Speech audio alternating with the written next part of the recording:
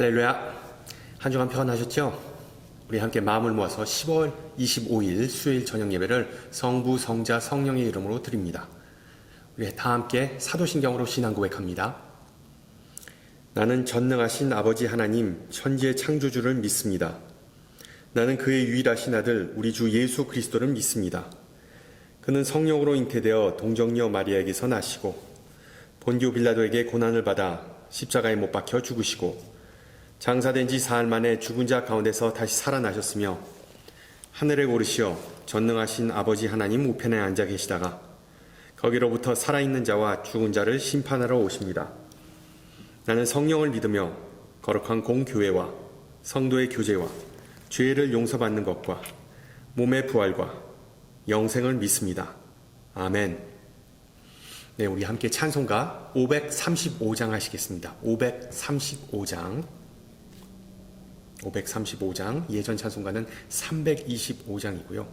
주 예수 대문 밖에 우리 함께 찬양합니다.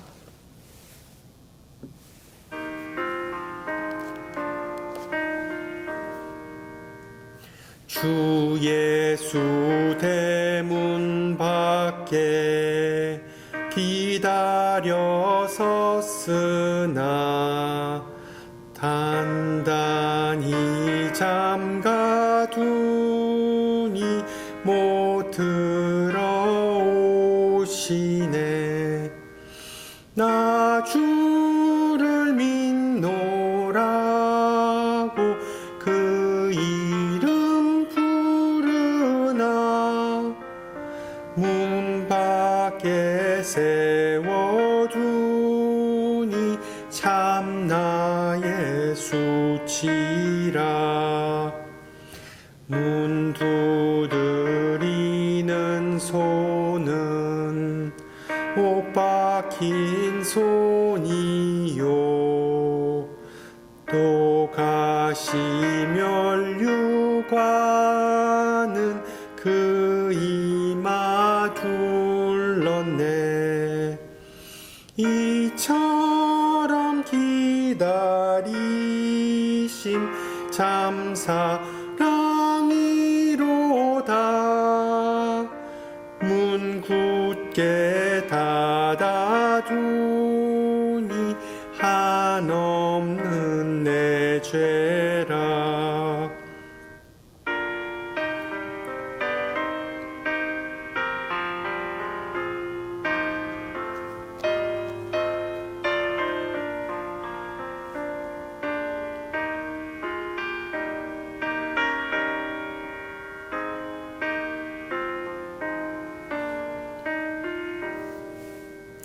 주 예수 간곡하게 권하는 말씀이 내 죄로 죽은 나를 너 박대할 소냐. 나 죄를 회개하고 곧 문을 엽니다. 드셔서 좌정하사 떠나지 마소서. 아멘.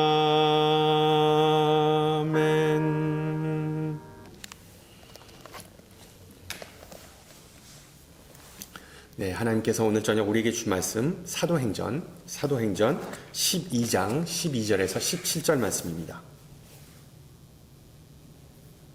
제가 가진 성경으로 신약 208페이지고요. 208페이지 사도행전 12장 12절에서 17절 말씀을 받들어 봉독합니다. 깨닫고 마가라 하는 요한의 어머니 마리아의 집에 가니 여러 사람이 거기에 모여 기도하고 있더라. 베드로가 대문을 두드린데 로데라 하는 여자아이가 영접하러 나왔다가 베드로의 음성인 줄 알고 기뻐하여 문을 미처 열지 못하고 달려들어가 말하되 베드로가 대문 밖에 섰더라 하니 그들이 말하되 내가 미쳤다 하나 여자아이는 힘써 말하되 참 말이라 하니 그들이 말하되 그러면 그의 천사라 하더라.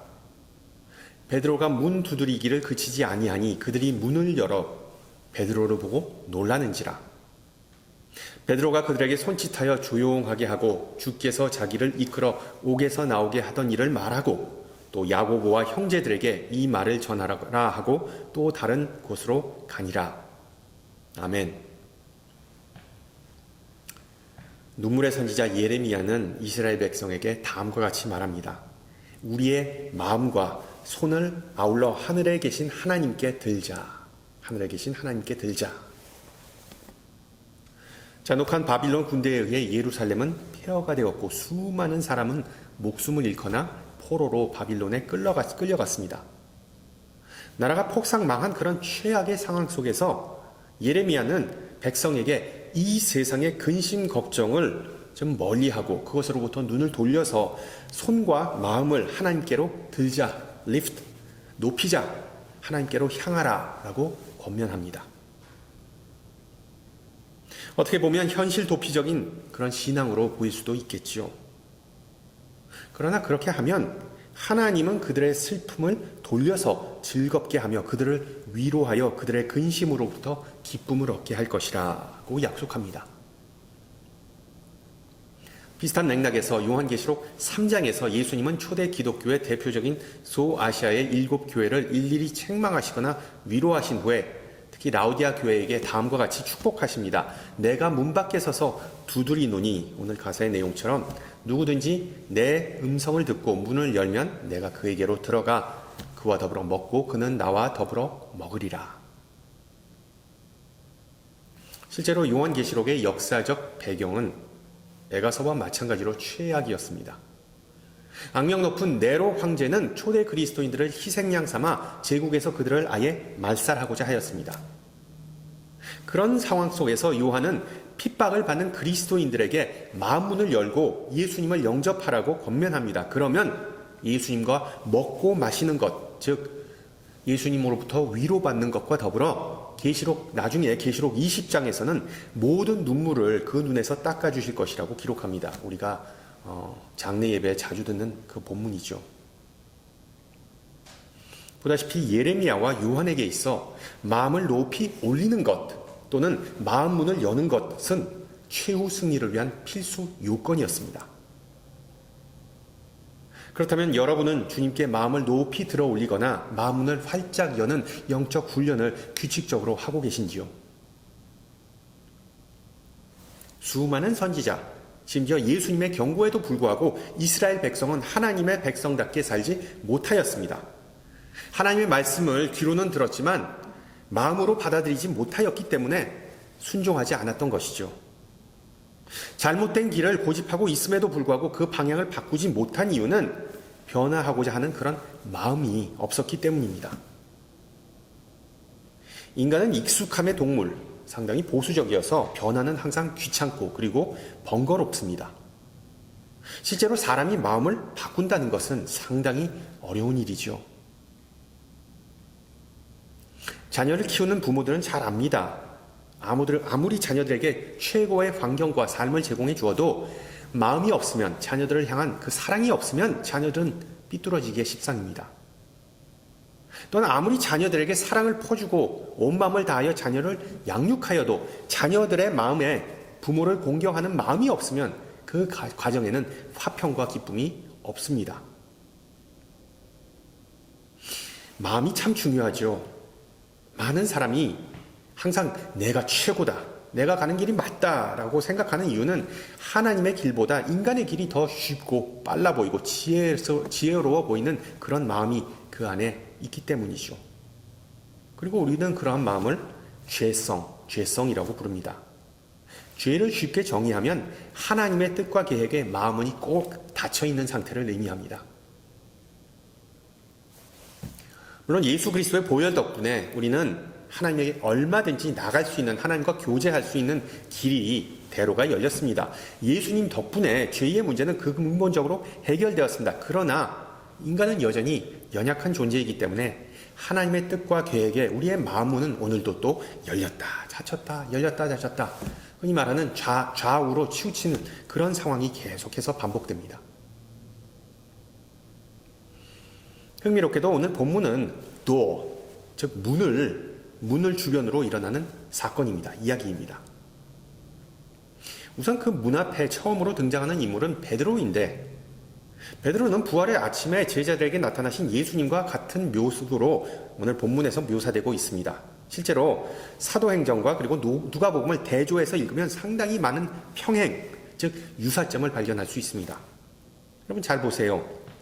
누가복음에 의하면 예수님의 그 시신이 놓인 무덤 문턱을 로마 병정들이 지키고 있었습니다. 오늘 본문 사도행전에 의하면 베드로는 감옥에 갇혀 4명의 군병이 그를 지키고 있었다고 기록합니다. 또한 두 이야기 모두 누가복음 사도행전 모두 천사가 등장하는 장면이 나옵니다.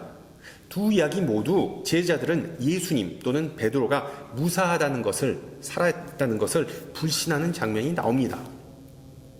두 사건 모두 제자들은 자신들의 기도가 응답을 받아서 기뻐하는 장면이 나옵니다.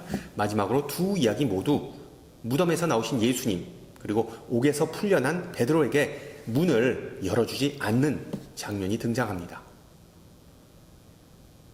마치 제자들은 하나님께서 그들의 삶 속에서 놀라운 일을 행하셨다는 사실을 불신하는 마음을 여전히 고수하고 있는 것이죠. 오직 로데라는 어린아이, 이 원문에는 헬라어 원문에는 여종, 하인으로 소개된 로데만이 베드로의 음성을 알아듣지만 나머지는 다 베드로가 이미 옥에서 운명을 달리한 것으로, 즉 죽임을 당한 것을 기정사실로 받아들였습니다. 그래서 그들은 로데가 베드로의 천사, 우리가 말하면 귀신을 봤다고 주장했던 것이죠.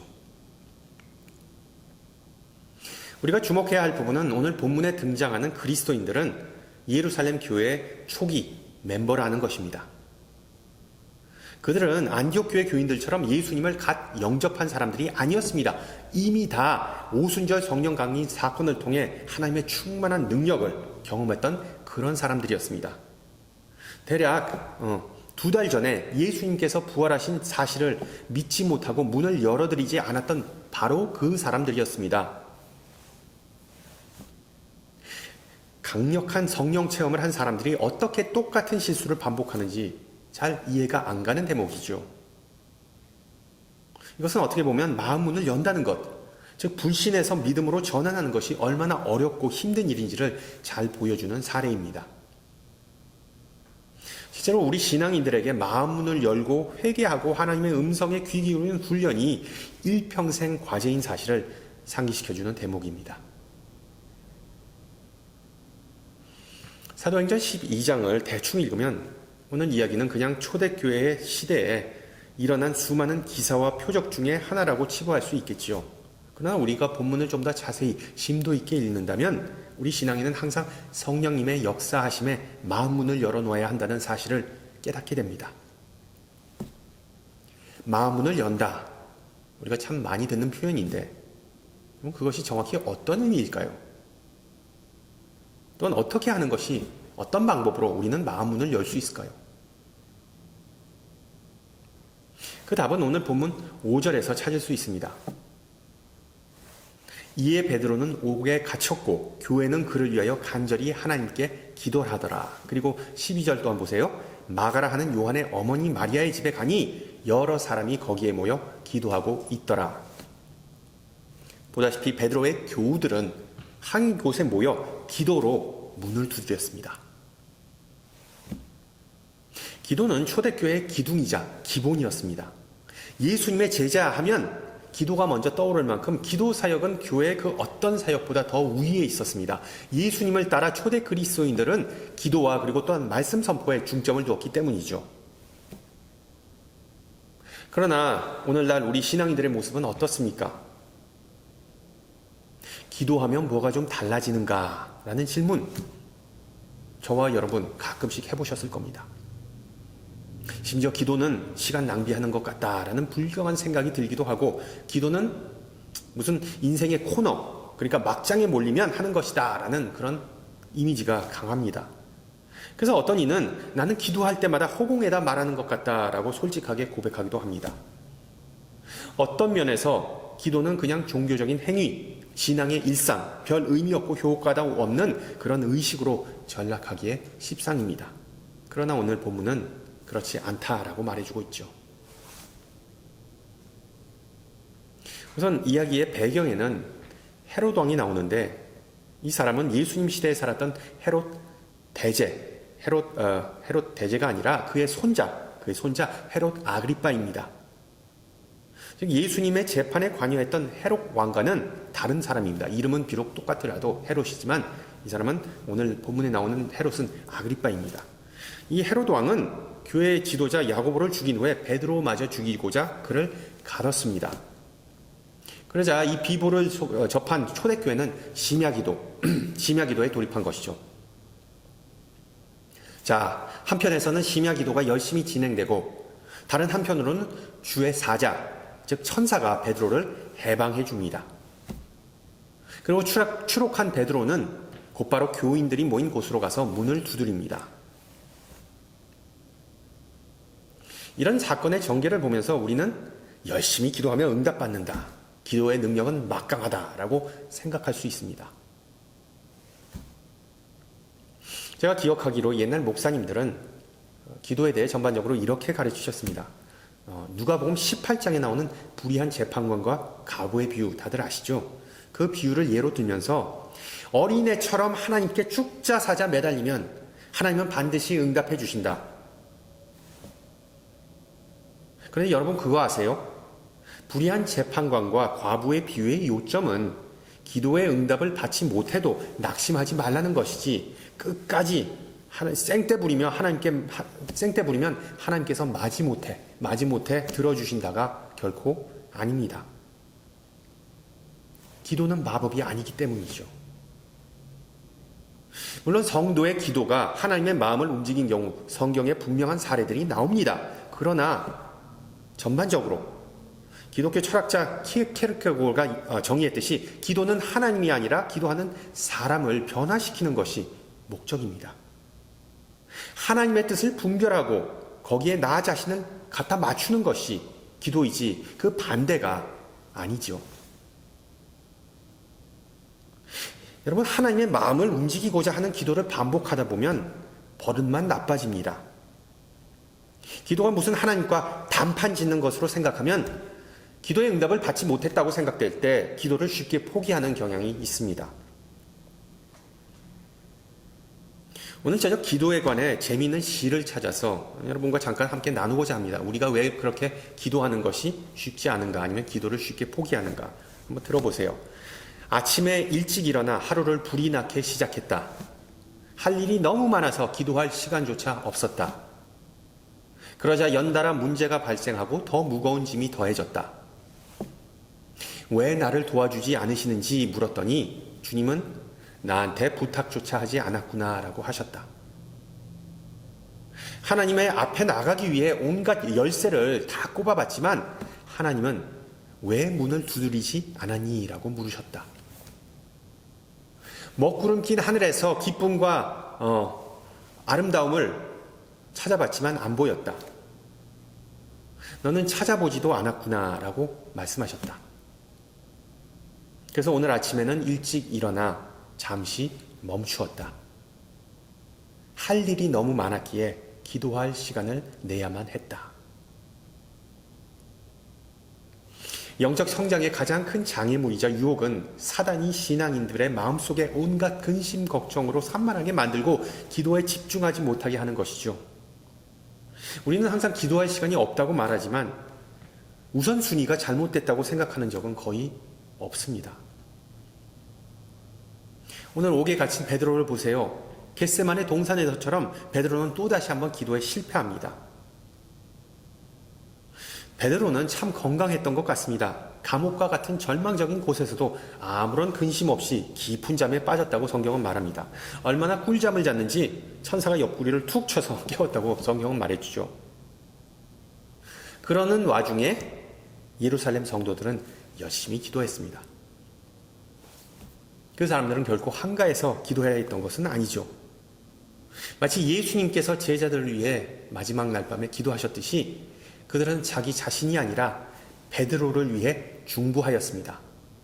intercession, 중보 기도, 남을 위해 하는 기도.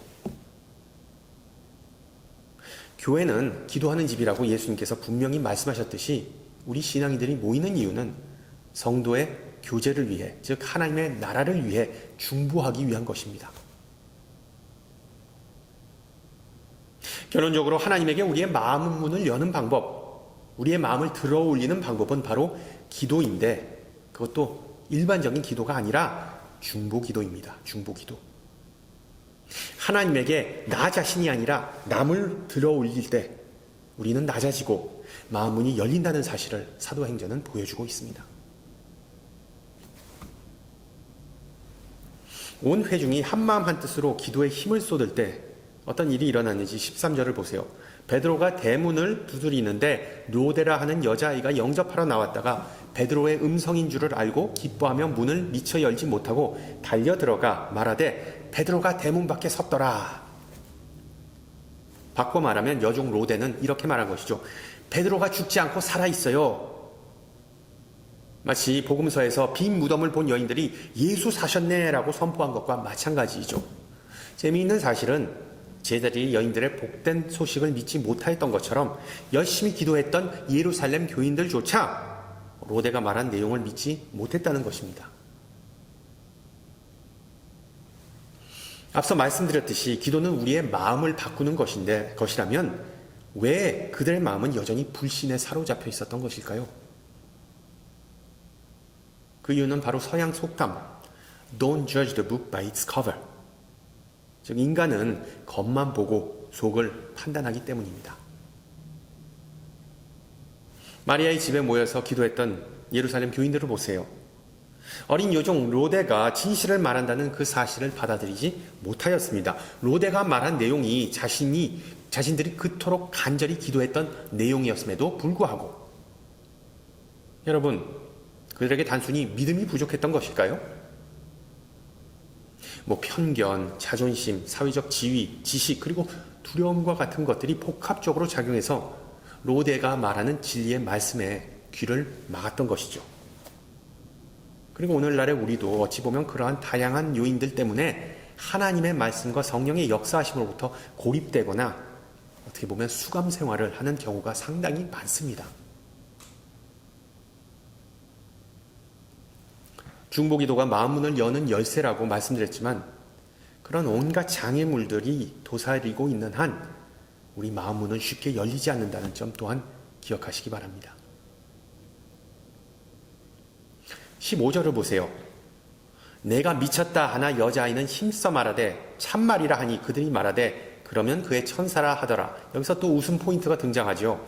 천사가 이미 베드로를 옥에서 풀어줬는데 사람들은 그 베드로가 그 천사라고 오해합니다. 여기서 또 다른 영적 원리를 발견할 수 있습니다. 베드로를 위해 기도했던 사람들이 진리를 보지 못하거나 받아들일 수 없었던 것처럼 우리 신앙인들은 기도 응답을 받았음에도 불구하고 우리는 그 현실을 알아차리거나 수용하지 못하는 경우가 허다합니다. 그러나 아무리 다른 사람이 진리를 보지 못하고 그 진리를 왜곡하거나 무시하더라도 참된 예수의 제자는 로데처럼 그 진리를 위해 꾸준히 힘쓰고 목소리 내야 한다는 사실 또한 성경은 가르쳐주고 있습니다. 여러분, 로데는 누굽니까? 베드로나 바울과 같은 초대교회의 거물, 어떤 주요 인물은 아니었고 단지 한 명의 엑스트라, 그냥 작은 조연에 불과했지만 그 이름이 성경에 기록된 이유가 뭐였겠습니까? 예수님의 제자라는 것을 벌써 성경은 암시하는 것이죠. 자신이 보고 들은 것을 놓고 타협하지 않고 다른 이들의 핀잔과 불신에도 불구하고 진리를 위해 싸웠기 때문입니다. 집 안쪽에서는 열띤 토론이 진행되는 가운데 집 밖에서는 무슨 일이 일어납니까? 16절을 보면 베드로는 문을 두드리면서 여전히 기다리는 모습이 나옵니다. 마치 예수님께서 문 밖에 서서 문을 두드리는 모습을 연상케 하죠. 물론 전능하신 예수님은 아무런 허락 없이 우리의 마음문을 아무 때나 열고 들어오실 수 있는 분입니다. 그러나 예수님은 우리가 수많은 시행착오를 겪고 그리고 여전히 오해를 할지라도 자발적으로 예수님을 영접하기를 원하십니다. 여러분, 유명한 성화, 페인팅, 세상의 빛, The Light of the World 라는 작품이 있습니다. 아마도 많은 분께서 잘 아는 그런 그림일 겁니다. 1853년에 윌리엄 홀든이라는 화가가 그 요한계시록 3장의 문을 두드리시는 예수님을 주제로 삼은 그런 그 그림입니다. 우아한 옷을 입으신 예수님은 그 어두운 어떤 가든 정원에 서 계시면서 한 손으로 그 나무로 된 문을 두드리시고 다른 손에는 등불을 들고 계십니다. 어떤 그림에는 등불이 없고 그냥 걸려 있는 데도 있지만, 여러분, 그림이 전달하고자 하는 메시지는 명료하죠. 주님은 우리 마음속에 빛이 돼서 들어오시고자 한다. 여러분, 근데 그 그림을 자세히 보면 문 바깥에는, 그러니까 예수님께서 바깥에서 그 두드리는 문에는 손잡이가 없습니다. 그러니까 오직 집 안쪽에서만 열을 수 있는 그런 구조로 된 문입니다. 그럼 무슨 의미일까요? 우리는 예수님의 영인 성령께서 우리의 마음 문을 좀 열어주시리라 믿고 또 그렇게 해달라고 간구하지만, 실제로 마음 문을 여는 것은 우리의 결단임을 그 그림은 암시해 줍니다. 물론 예수님을 믿고 영접하는 것을 포함한 신앙생활 전체는 인간의 결단, 인간의 선택의 연속이 맞습니다. 다른 사람이 나 대신 신앙생활 해줄 수 없는 노릇이고, 다른 사람의 신앙에 내가 또한 내가 덕을 볼 수 있는 노릇 또한 아닙니다. 자기 자신이 선택에 대한 책임을 온전히 져야 한다는 것 분명히 맞는 말입니다. 그런데 신앙을 그토록 개인적인 차원에서 이해할 때, 신앙을 오직 하나님과 나만의 관계로만 치부하면, 자칫 잘못하면 신앙의 주체는 나 자신이고, 왜? 내가 결단하는 사람이기 때문에 예수님은 밖으로 밀어버리는 그런 오류를 범할 수도 있습니다. 상당히 독선적인 믿음이 될 수 있는 그런 위험이 있습니다. 다행인 점은 아무리 우리가 잘못된 선택을 거듭하고 자기 잘난 맛에 신앙생활 할지라도 예수님은 우리를 포기하시지 않고 기다리면서 조용히 문을 두드리신다는 것입니다. 또한 우리가 조심해야 할 부분은, 예수님께서 우리의 마음 문을 두드리신다고 예수님은 게스트, 예수님은 손님이고 우리는 호스트, 집주인이라고 생각하기 쉽다는 점입니다. 그 그림을 보면 충분히 오해할 수도 있죠. 잘 생각해 보세요. 예수님은 누구십니까? 예수님께서 문 밖에서 두드리신다고 예수님은 우리에게 무슨 한 끼 얻어먹거나 적선 좀 해달라고 문을 두드리는 그런 불쌍한 이웃이나 불청객일까요? 아니죠. 아닙니다. 예수님 그분 자체로는 생명의 양식이십니다. 그리고 그런 분이 문 밖에 계시다는 것은 예수님께서 스스로 우리에게 최상의 음식을 제공해 주시기 위해 우리를 찾아오셨다는 것이지, 우리에게 대접받기 위해 오셨다는 것은 결코 아닙니다.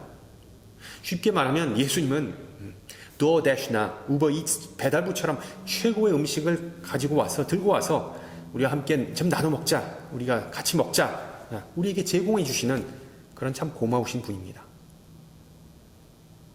그렇습니다. 예수님께서 우리 마음, 우리 인생 속에 들어오시고자 하는 이유는 은근슬쩍 밥상에 숟가락을 얹거나 우리에게 좀 신세지고자 하는 것이 아닙니다. 예수님은 길, 진리, 생명으로 자신을 묘사하셨습니다. 여기 한 가지 더 추가하면 예수님 그 자체는 일종의 문인 셈입니다. 예수님은 문입니다. 무슨 뜻일까요? 예수님의 공생애를 생각해 보세요. 예수님은 우리가 그냥 집안에 가만히 앉아서 문만 열었다 닫았다 하라고 이 세상에 오신 것은 아닙니다. 예수님은 제자들을 부르기 위해 그들을 찾아가셨고, 우리를 부르기 위해 성령님을 보내주셨습니다. 우리의 마음을 열고 예수님을 영접한 후에 집 안에만 콕 처박혀서 끼리끼리 행복하게 살라고 문을 두드리는 것은 결코 아닙니다. 예수님은 우리가 문을 열고 집 밖으로 나가 우리가 받은 하나님의 사랑과 구원의 메시지를 이 세상과 함께 나누기 위해 우리를 부르셨습니다. 오늘 본문 17절을 보세요. 베드로가 그들에게 손짓하여 조용하게 하고 주께서 자기를 이끌어 옥에서 나오게 하던 일을 말하고 또 야고보와 형제들에게 이 말을 전하라 하고 떠나 다른 곳으로 가니라. 보다시피 오늘 본문에서 베드로가 마리아의 집문을 두드린 이유, 그리고 또한 예수님께서 문을 두드리신 이유는 그 안에 있는 사람들을 집 밖으로 끄집어내기 위해서였습니다. 그렇습니다. 기독교는 집 안의 종교가 아니라 문 밖의 종교입니다. 마찬가지로 우리의 신앙은 방구석 믿음이 아니라 세상 속 믿음입니다. 기억하세요. 성화, 세상의 빛을 보면 예수님이 서 계신 곳은 그냥 문 밖이 아니라 정원입니다. 정원, garden. 그리고 그 정원에는 꽃도 있고 열매도 있는 것을 우리는 볼 수 있습니다. 하나님께서 창조하시고 역사하시는 이 세상 속에서, 이 정원이라는 세상 속에서 항상 중보하시고 진리를 사모하고 그 진리를 나눔으로 풍성한 열매 맺으시기를 주님의 이름으로 축원합니다. 함께 기도합니다. 귀하신 주님, 초대교회의 신앙과 삶을 통해 오늘 우리에게 지혜와 용기 주심을 감사드립니다. 베드로가 옥에 갇혔던 것처럼, 그리고 예루살렘 교인들이 집 안에서 마음문을 꼭 닫아놓았던 것처럼 아직도 이 세상에는 육체적으로 그리고 영적으로 갇힌 수많은 이들이 존재합니다.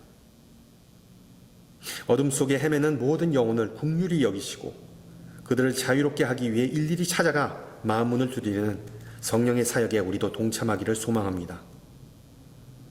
이 시간 주님의 몸된 교회를 각성하게 하사 늘 진리의 말씀을 사모하며 중보하게 하옵소서. 사랑이 많으신 주님, 우리는 어떻게 기도하고 무엇을 기도해야 할지 모를 때가 많습니다.